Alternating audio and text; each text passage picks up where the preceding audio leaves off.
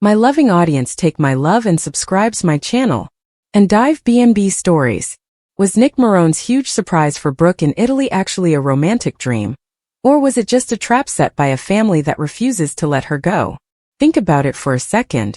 We saw the ring, we saw the beautiful cliffs of Capri, and we definitely saw the drama. But was there something way more calculated happening behind the scenes to make sure this surprise crashed and burned? Let's really dive into this because this trip to Naples and Capri wasn't just about fashion shows and champagne. It was a total battlefield.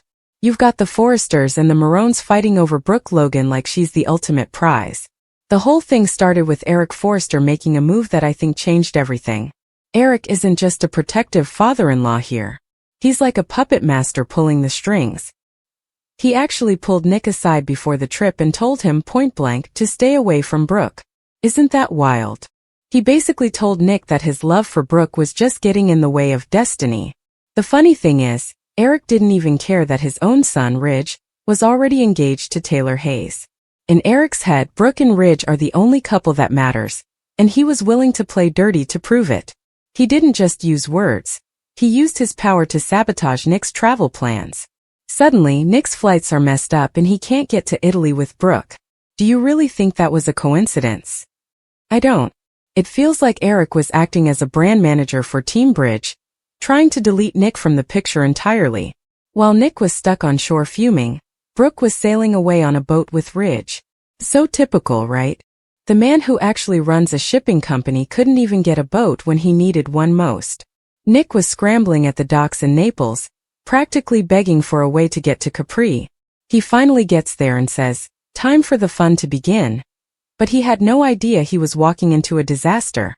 The fashion show itself was supposed to be this big, glamorous collaboration with an Italian designer named Luisa Beccaria.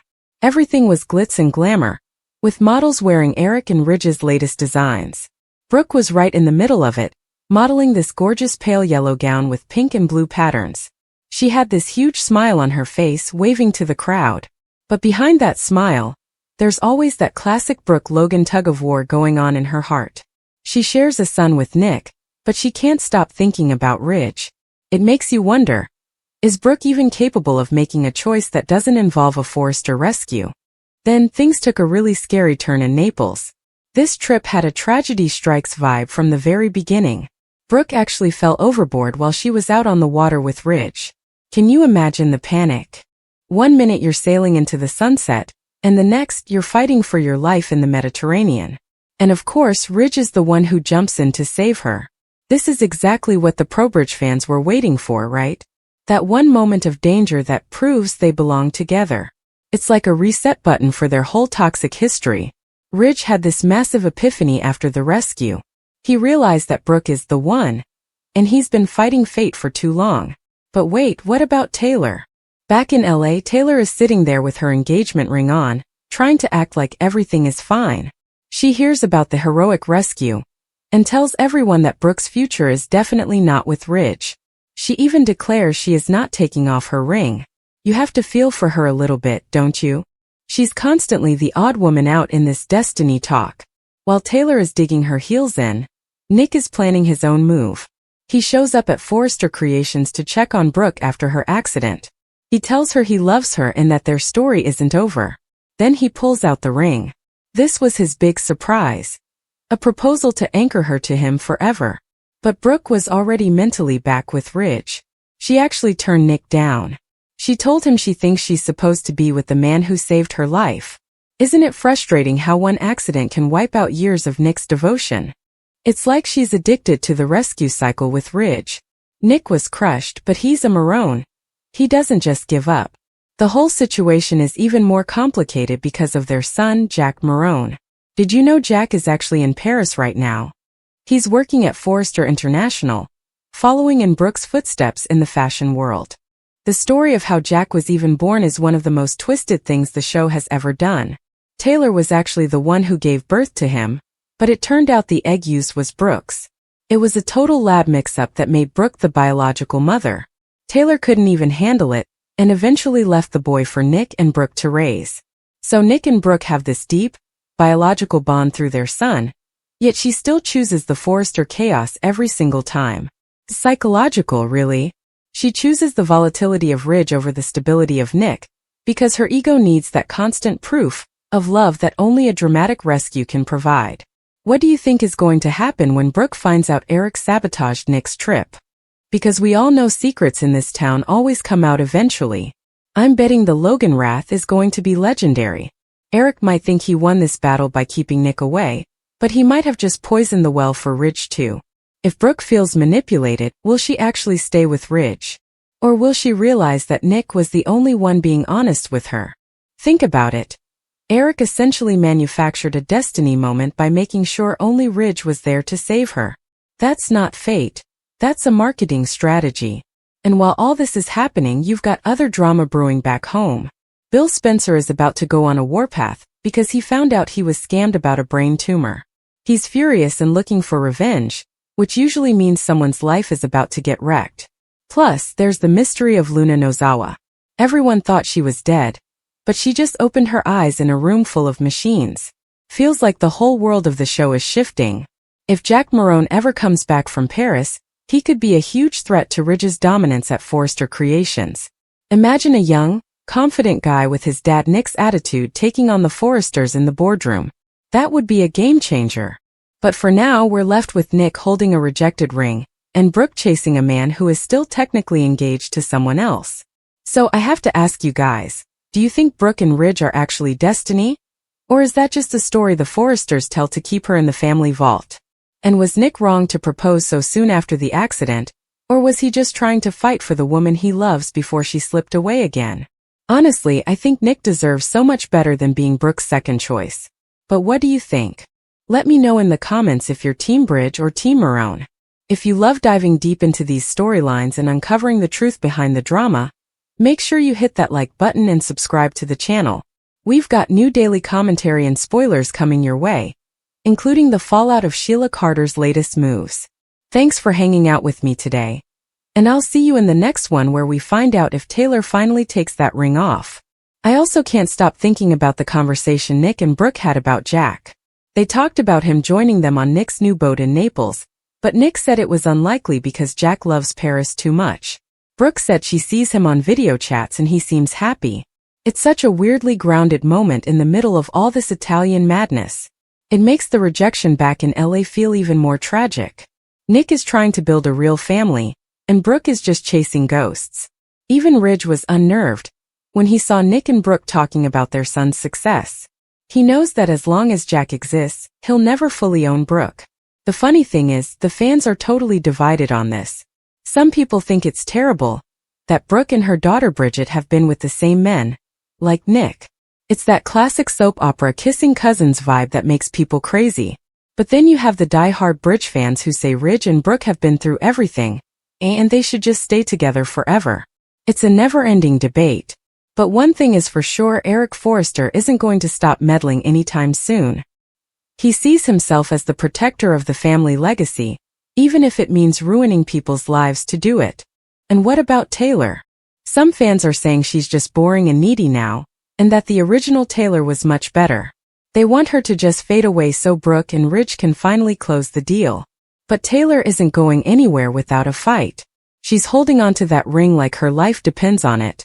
It's a mess, but honestly it's the kind of mess we live for, right? Every time they head to Italy, you know someone is going to end up in the water and someone's heart is going to get broken. This trip was no different. Nick's big surprise turned into a big rejection, and Ridge's hero moment might have been built on a lie of sabotage. Well, think about it. If you were Brooke, would you want the man who saved you from the waves?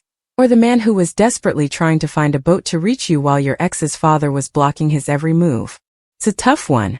But in the world of the Forresters, destiny usually wins, even if it has a little help from some travel plan sabotage. Don't forget to comment below with your thoughts. Are you as frustrated with Brooke as I am? Or do you think she's just following her heart?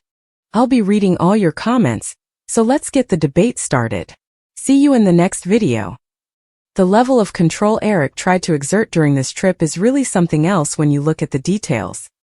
He didn't just suggest Ridge and Brooke spend time together. He actively worked to isolate them on that boat. That's why I call him a puppet master. He created the environment where a tragedy like falling overboard, could lead to a heroic moment.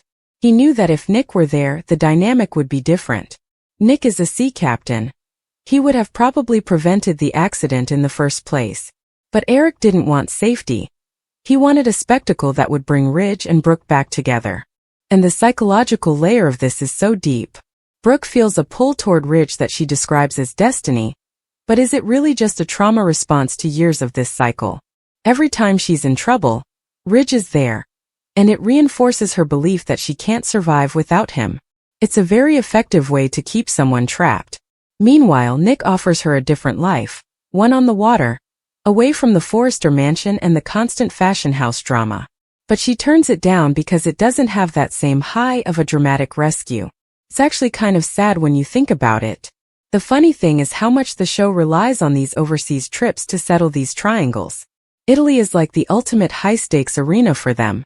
But this time, the surprise Nick had planned was totally overshadowed by the accident Ridge managed to be the hero of. It makes you wonder if Nick will ever get a fair shot. He came back to LA with so much hope, talking about their life together and their son, and even sharing a passionate kiss with Brooke before the trip. He thought he was making progress. But as soon as they hit Italian soil, the Forrester influence took over. So what's next for Nick? Is he going to stay in LA and keep fighting? Or will he head back to his boat and wait for the next time the bridge relationship inevitably hits the rocks? Because let's be real, it always does. And when it does, will Brooke finally look at Nick and realize he was the one who was truly there for her, without the manipulation? Or is she just destined to keep falling off boats for the rest of her life? I want to know what you guys think about the future of this triangle. Is there any hope for Team Marone? Or should we all just accept that the Forresters always get what they want? Make sure to share this video with your fellow BNB fans, so we can get more people in on the discussion. And if you haven't yet, subscribe and hit that notification bell, so you never miss a daily update on the soap world drama. We're going to be following the Bill Spencer revenge plot very closely, so you won't want to miss that. Thanks again for watching, and I'll see you soon. Let's talk about Jack Marone one more time because I think he's the key to the future. The fact that he's in Paris working for Forrester International is so interesting. It means he's already inside the system. If he inherits his father's stubbornness and his mother's charm, he could be the one to finally break the Forrester grip on the Logan women. He's the only one with a biological claim to both worlds that actually matters in a boardroom. Imagine him coming back to LA and teaming up with Nick to take over the company. That would be the ultimate revenge for the sabotage in Italy. But for now, we're stuck with the fallout of the Naples trip. Ridge is convinced he's found his soulmate again. Brooke is convinced she's found her destiny. And Taylor is convinced she's still getting married. It's a classic soap opera stalemate. But with the news of Bill's fury and Luna waking up, I have a feeling the status quo isn't going to last very long. Something is going to explode. And I'll be here to break it all down for you when it does. What do you think is the biggest shocker of the week? Was it Brooke's accident? Nick's rejected proposal? Or the fact that Luna is still alive? I'm leaning toward Luna because that changes everything for the Finnegan and Carter families. But the Brooke and Ridge drama is always the heart of the show, isn't it? Drop a comment and let me know your ranking of the week's biggest moments. I love hearing your takes on these twists. And seriously, if you enjoyed this commentary, don't forget to like and subscribe. It really helps the channel and keeps the community growing. We're so close to our next subscriber milestone, and I'd love for you to be part of it. Stay tuned for more bold and the beautiful spoilers and deep dives into all your favorite soaps. See you in the next one. Wait, I just thought of something else. Did you see the part where Taylor was encouraging Nick to go to Italy in the first place? She was so desperate to keep Ridge away from Brooke that she basically pushed Nick into the line of fire. It's kind of ironic that her plan backfired so spectacularly. By trying to use Nick to distract Brooke, she actually set the stage for the accident that brought Ridge and Brooke back together. Talk about a self-defeating move. It just shows how much fear Taylor has when it comes to the bridge connection. She knows she's on thin ice, even with an engagement ring on her finger. The funny thing is, everyone on the show seems to treat Brooke's destiny as this unshakable fact. But when you look at the history, it's been broken so many times. She's been married to Ridge 8 times. If it was really destiny, wouldn't it have stuck the first time? Or the second? Or the fifth? Nick was the one who actually tried to give her something different, even crashing her wedding once to prove his love. He's always been the disruptor in the bridge narrative. And maybe that's why Eric hates him so much. Nick represents the truth that Brooke could move on if she really wanted to. But does she want to? That's the real question. Every time she gets close to a stable life with Nick, she finds a reason to go back to the drama of the Forresters. It's a pattern that goes back decades. Even their son Jack's birth was a source of massive drama that eventually drove them apart. It's like Brooke is only happy when she's in the middle of a storm. And Italy provided the perfect storm this time around. I don't know about you, but I'm ready for a storyline where Brooke actually stands on her own for a while. No Ridge, no Nick. Just Brooke being a powerhouse at Forrester Creations without a man validating her every move. But I know that's not really how soaps work, is it? We need the triangles, the proposals, and the destiny talk to keep things moving. So final call. Who is the better man for Brooke? Is it the hero who saves her from the water, or the captain who wants to sail with her into the sunset? Let me know your final votes in the comments. I'm always curious to see where the audience lands on this one. And again, if you haven't subscribed yet, now is the time. We've got so much more to talk about, including the return of some old favorites and the latest rumors about Nick Marone's return. Thanks for sticking with me till the end, and I'll see you in the next deep dive. Stay bold and keep watching. It's also worth mentioning how frustrated fans are about the locked doors, or lack thereof, at the Forrester estate. I saw so many comments about how homicidal maniacs just walk right in while Finn claims he's doing everything he can to protect the family. It's one of those soap opera tropes that never gets old. They have all this money for trips to Italy and high fashion gowns, but they can't afford a security system or a deadbolt. It adds to the chaos for sure. And speaking of Sheila Carter, she's always looming in the background, isn't she? She's already discovered that Luna is alive. And you know she's going to use that information as a weapon. While the Forresters are distracted by their Italian romance, Sheila is plotting her next move in LA. It's the perfect setup for a disaster when everyone gets back. I can't wait to see the look on Lee's face when she realizes Sheila knows her secret. The Bold and the Beautiful is really hitting its stride right now with all these overlapping plots. You've got the romance in Italy, the medical scams with Bill, and the hidden granddaughter with Sheila. It's a lot to keep track of, but that's why we're here. We'll make sure you never miss a beat. So one last time, like, subscribe, and comment. Let's keep this conversation going. What's your wildest prediction for next week? Will Ridge actually dump Taylor, or will he try to keep both women on the hook? My money is on him trying to have his cake and eat it too as usual. But we'll see. Thanks for watching, everyone. I'm out for now, but I'll be back tomorrow with more soap news and analysis. Bye for now.